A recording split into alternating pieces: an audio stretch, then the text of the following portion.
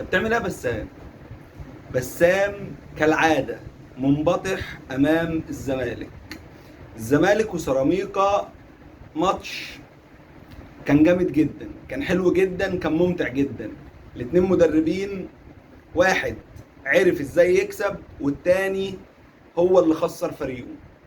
ولكن خليني اقول لك اني ناصر كوستا زي ما بيسموه الزملكاويه، ناصر لعيب عنده موهبه، عنده موهبه ما نختلفش عليه، ولكن ينقص ناصر ان هو ما عندوش الاستمراريه.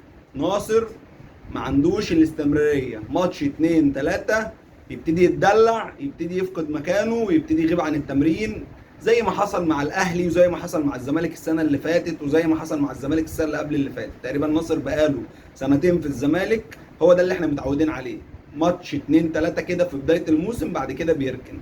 المهم ان هو جاب 3 نقط للزمالك وهو ده المطلوب دلوقتي.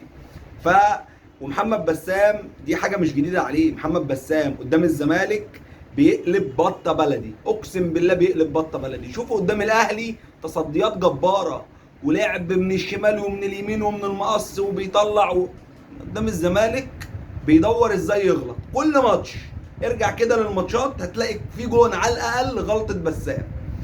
فده حال سيراميكا وعلي ماهر المدرب اللي انا مش عايز اغلط فيه.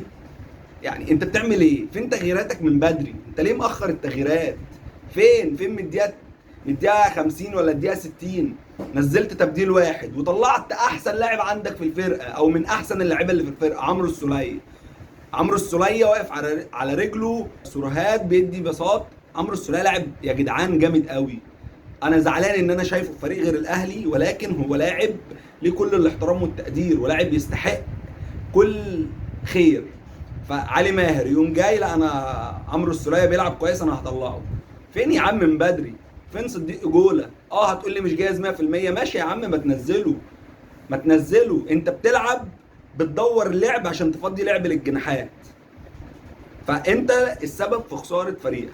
احب اقول لك ان من الاخر العمدة بيقدم محتوى فاخر. ما تنساش اللايك والاشتراك عشان يوصلك كل جديد وعشان تشوف الحلقة كاملة. سلام.